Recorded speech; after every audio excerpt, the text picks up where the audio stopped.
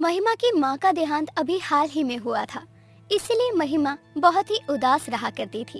अब तक महिमा अपनी माँ के सदमे से बाहर नहीं आई थी। अपनी बेटी की ऐसी उदासी देखकर महिमा के पिता राज को जरा भी अच्छा नहीं लगता था। ऐसे ही एक दिन राज अपने दोस्त को कॉल करता है और उसको अपनी बेटी के बारे में बताता है, जिस पर राज का दोस्त उससे कहता है, भाई हमारी महिमा को अभी माँ की जरूरत है।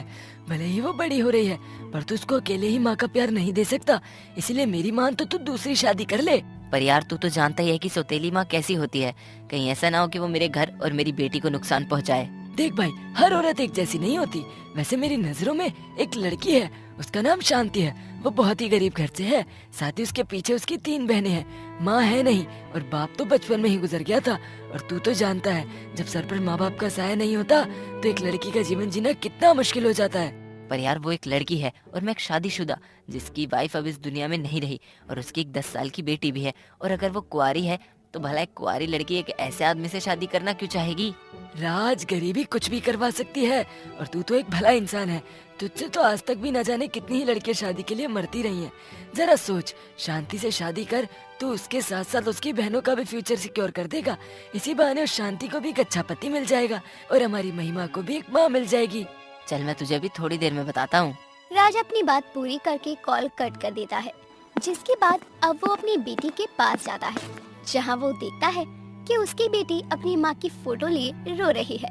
उसको ऐसे रोता देखकर राज अब बिना सोचे समझे शांति से शादी के लिए हाँ करता है और बहुत ही जल्द राज की शादी शांति से होती है। शादी के बाद शांति अपने घर को काफी अच्छे से संभालती है, साथ ही वो अपनी सौतेली बेटी महिमा का ख्याल भी खूब अच्छे से रखती है।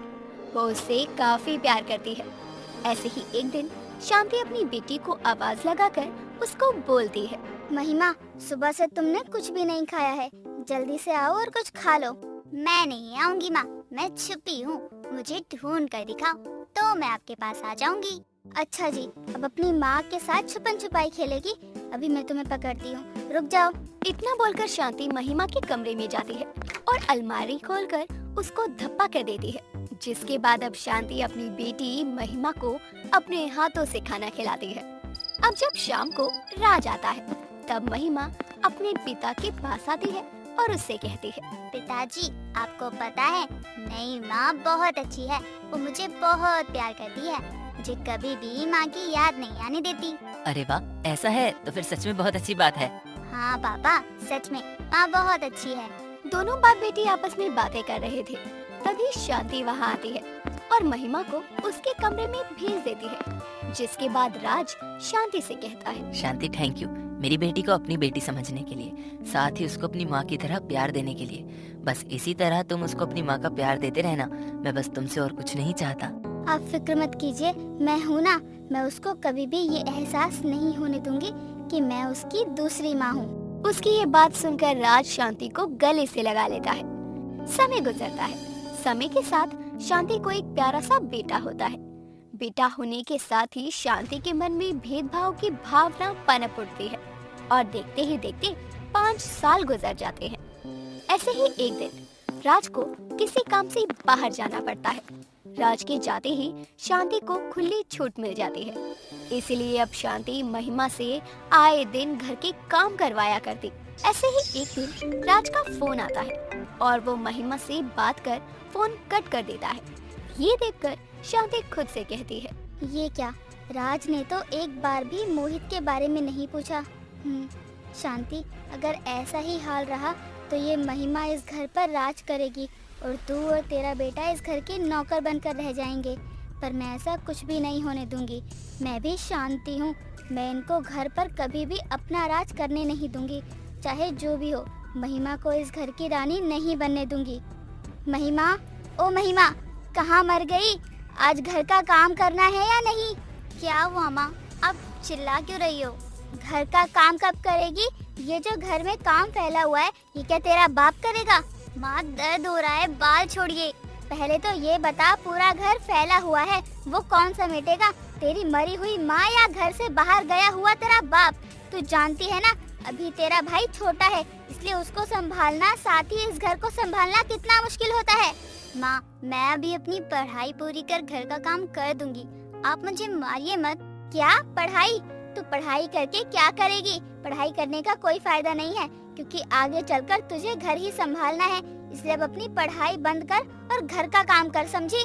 महिमा कुछ बोलती उससे पहले ही शांति अपने बेटे को अपने साथ अपने कमरे में ले जाती, पर अचानक शांति उसके साथ ऐसा क्यों कर रही थी? वो उस पर इतने जुल्म करने लगी थी। बस इन सब के सवाल महिमा के जहन में घूम रहे थे, पर अभी महिमा के पास घर के काम करने के अलावा कोई दूसरा रास्ता नहीं था। बस इसीलिए बेचारी महिमा चुपचाप घर के काम करती है। काम करने के बाद अब जैसे ही महिमा अपने कमरे में पढ़ाई करने जाती है, वैसे ही लाइट चली जाती है। ये देखकर महिमा खुद से कहती है, अरे ये क्या, अभी तो मुझे थोड़ा सा समय मिला था पढ़ने का और अभी ही लाइट चली गई। अब मैं क्या करूं? एक काम करती हूँ, मैं माँ के पास जाकर उनसे उनका फोन ले आती हूँ। उनके फोन की रोशनी में मैं पढ़ाई कर लूंगी। इतना बोलकर अब जैसे ही महिमा अपने कमरे से बाहर जाती है, तो वो देखती है कि उसके पूरे घर में लाइट आ रही है, सिवाय महिमा के कमरे के। ये देखकर महिमा को समझते देर नहीं लगती कि महिमा के कमरे की लाइट किसी और ने नहीं बल्कि शांति ने कट की है। बेचारी अब अपनी माँ के पास नहीं जाती और अपने कमरे में चली जाती है। दोपहर से शाम हो जाती है, पर अभी तक शांति ने महिमा को खाना नहीं दिया था। महिमा को बहुत जोरों की भूख लगती है, उसको खाने की जरूरत थी। बस इसीलिए वो अपनी सौतेली माँ शांति के पास जाती है और उससे कहती है, माँ, मुझे बहुत जोर से भूख लगी है, खाने को दे दीजिए। किचन में एक प्लेट में 2 रोटी और प्याज पड़ा है, उसको खा ले। पर माँ, वो तो सूखी रोटी है, खाना है खा, नहीं तो जा, पर मेरा दिमाग मत खा, समझी? अपनी माँ का ऐसा बर्ताव देखकर महिमा को बहुत बुरा लगता है, जिसके बाद वो उस सूखी रोटी को लिए अपने कमरे में जाती है। कमरे में जाने के बाद उस सूखी रोटी को देखकर महिमा की आंखों में आंसू आ जाते हैं और वो अपनी पहली माँ की तस्वीर देखकर रोते हुए उस सूखी रोटी को खाने लगती है। वो रोटी खा ही रही थी कि तभी उसके कमरे से फोन बजने की आवाज आती है। उस फोन की आवाज सुनकर महिमा इधर उधर देखने लगती है और आखिर में उसकी नजर कमरे में रखे एक दराज पर जाती है। वो दराज उसकी माँ का था। अब जैसे ही महिमा उस दराज को खोलती है, वैसे ही उसे एक फोन मिलता है। उस फोन पर उसकी माँ का फोन आ रहा था। फोन आते देखकर महिमा कॉल को रिसीव करती है, जहाँ महिमा की पहली माँ उसे कहती है, महिमा मेरी बच्ची, मैं तुम्हारी माँ, तुम इस तरह सूखी रोटी खा रही हो, मुझसे ये देखा नहीं जा रहा है। माँ, आप मुझे छोड़कर क्यों चली गई? आपको पता है, मेरी दूसरी माँ पहले तो बहुत अच्छी थी, पर जब से मोहित इस घर में आया है, तब से माँ बदल गई है। न जाने मैंने ऐसा क्या कर दिया जो हर समय माँ मुझसे इतनी नफरत करती है। पापा होते तो शायद मुझे ऐसे दिन कभी ना देखने पड़ते। तू चिंता मत कर, तेरे सारे दुखों का इलाज करने के लिए मैंने तुझे फोन किया है। बेटी महिमा, ये मेरा फोन है और ये कोई मामूली फोन नहीं बल्कि जादुई फोन है। तुम इस फोन से जो बोलोगी ये फोन वही देगा, यहाँ तक कि ये फोन तुम्हारी सारी इच्छाएं पूरी करेगा। महिमा कुछ बोलती उससे पहले ही कॉल कट हो जाता है। क्या वो फोन सच में जादुई था? बस यही पता लगाने के लिए महिमा उस फोन से कहती है, जादुई फोन, मैं चाहती हूँ कि मुझे बहुत अच्छा खाना मिल जाए।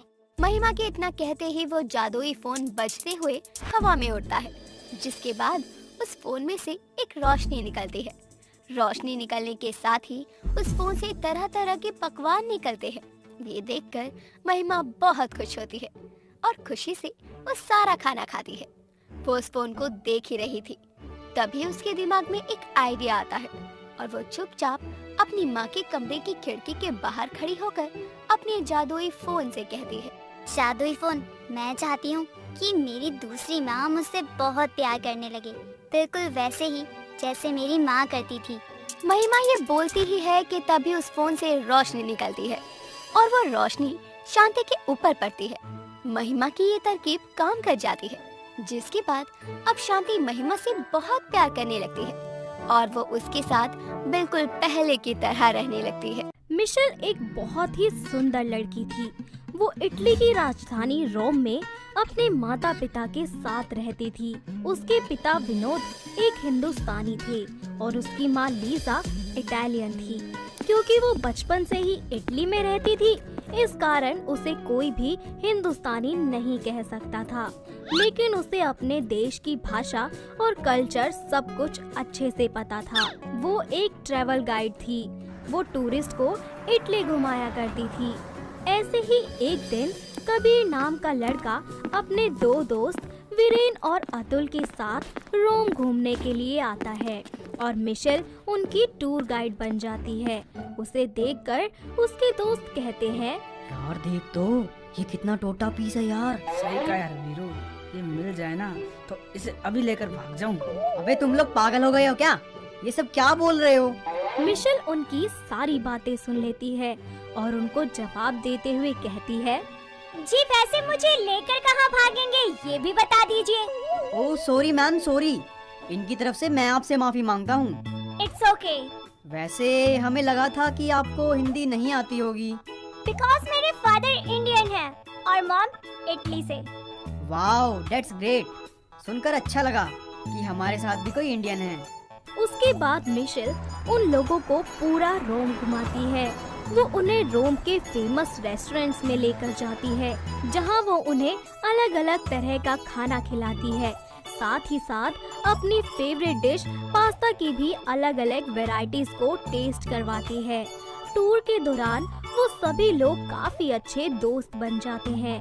शाम को जब मिशेल वापस अपने घर जा रही होती है, तब एक चोर उसका पर्स छीनकर भाग रहा होता है और कबीर अपनी जान पर खेलकर उस चोर के पीछे भागता है और मिशेल का पर्स वापस लाकर उसे दे देता है।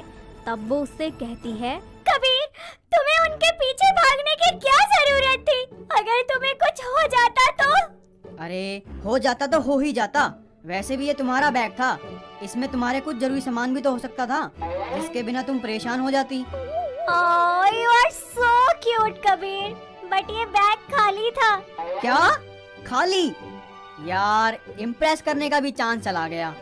मिशेल और कबीर के दोस्त उस पर हंसते हैं और वो मन मायूस करके वहाँ से जाने लगता है। तब मिशेल उसके पीछे जाकर उसे मनाती है और मिशेल की बातें सुनकर कबीर उसे मन ही मन चाहने लगता है, तो वहीं मिशेल भी उसे पसंद करने लगती है। कुछ दिन ऐसे ही बीत जाते हैं। टूर खत्म होने के बाद कबीर मिशेल को लेकर डिनर पर आता है, जहां वो उससे अपने दिल की बात करता है।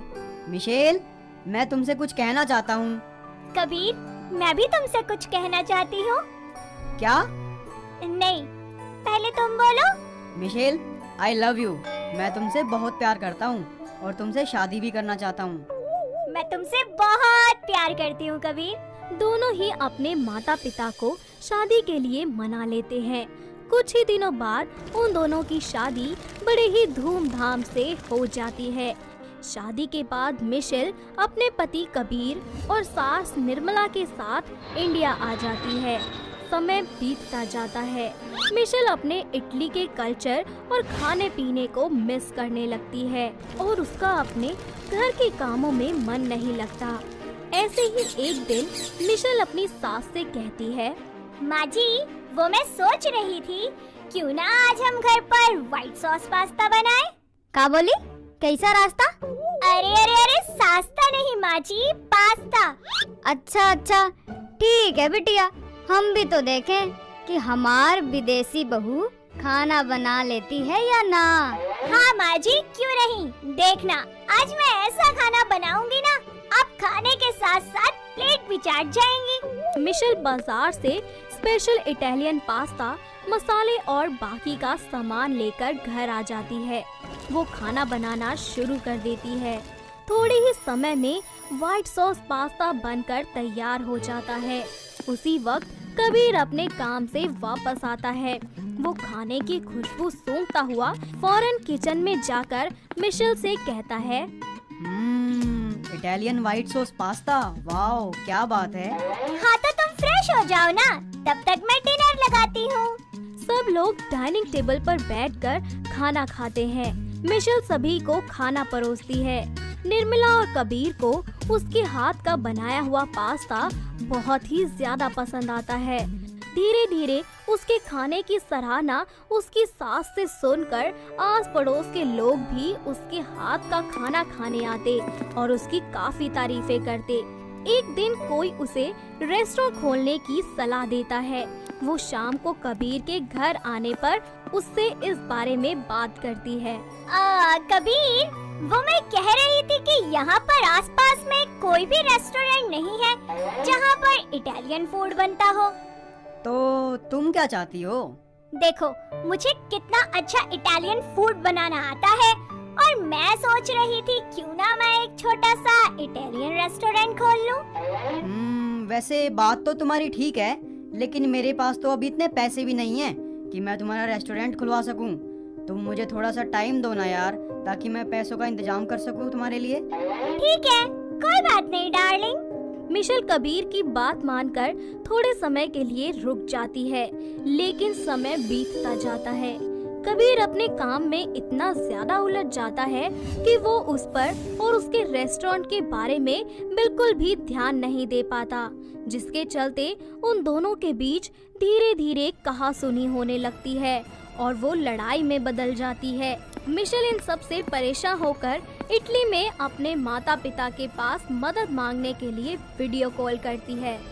Hi dad, how are you? Hello Michelle, मैं ठीक हूँ। बेटा तुम कैसी हो? Dad, I want a favour from you.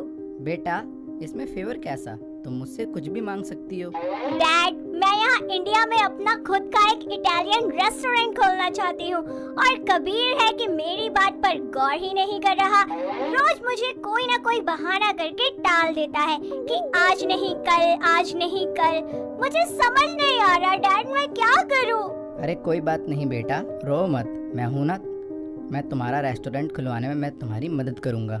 Vinod अपनी बेटी की मदद करने के लिए 5000 यूरोस ट्रांसफर कर देता है, जिससे वो रेस्टोरेंट स्टार्ट करती है। जब वो ये बात अपने पति को बताती है तो उसका पति ये सब कुछ सुनकर आग बबूला हो जाता है और उससे कहता है, मिशेल ये सब क्या है? अरे ये मेरा खुद का रेस्टोरेंट है, मेरा सपना, जो कि मैंने सच कर दिखाया। और इसके लिए पैसे कहाँ से आए तुम्हारे पास? मैंने डैड से कहा, उन्होंने मेरी मदद कर दी और मुझे पैसे ट्रांसफर कर दिए। मुझे भी बहुत से काम करने थे, पर इसका मतलब ये नहीं कि तुम मेरी मर्जी के खिलाफ जाकर अपने पिता से पैसे मांगकर अपना रेस्टोरेंट खोलो। एक बार मेरी बात तो सुन लो। अरे तुम खुद को समझती क्या हो? और अब तुम्हारे पेरेंट्स मेरे बारे में क्या सोचेंगे? तुम बात को इतना आगे क्यों बढ़ा रहे हो? अरे मैं आगे बढ़ा रहा हूँ या तुम? हाँ, अब तुम अपनी ईगो की वजह से इतना नीचे गिर जाओगे, मैंने कभी नहीं सोचा था। कबीर वहाँ से चला जाता है और अपनी ईगो के चलते उसे घर से बाहर निकाल देता है। वो रोती हुई वहाँ से चली जाती है और एक गेस्ट हाउस में जाकर रहने लगती है। समय बीतता जाता है। मिशेल का रेस्टोरेंट काफी पॉपुलर हो जाता है और वो नई ऊंचाइयों को छूने लगती है। तो वहीं दूसरी तरफ कबीर उसके बिना एकदम अकेला हो जाता है और उसे अपनी गलती का एहसास होता है, जिसके बाद वो मिशेल से माफी मांगने उसके पास जाता है। मिशेल, मुझे माफ कर दो यार, मैंने तुम्हारे साथ बहुत गलत किया। I'm sorry कबीर, मुझे पहले तुमसे पूछ लेना चाहिए था। दोनों एक दूसरे को गले लगा लेते हैं और इस सब के बाद दोनों खुशी खुशी मिलकर अपनी जिंदगी बिताने लगते हैं। तो दोस्तों, कैसी लगी आपको हमारी ये पास्ता वाली बहू? क्या आपके घर के आसपास भी है कोई ऐसा? अगर हाँ, तो हमें कमेंट करके जरूर बताएं।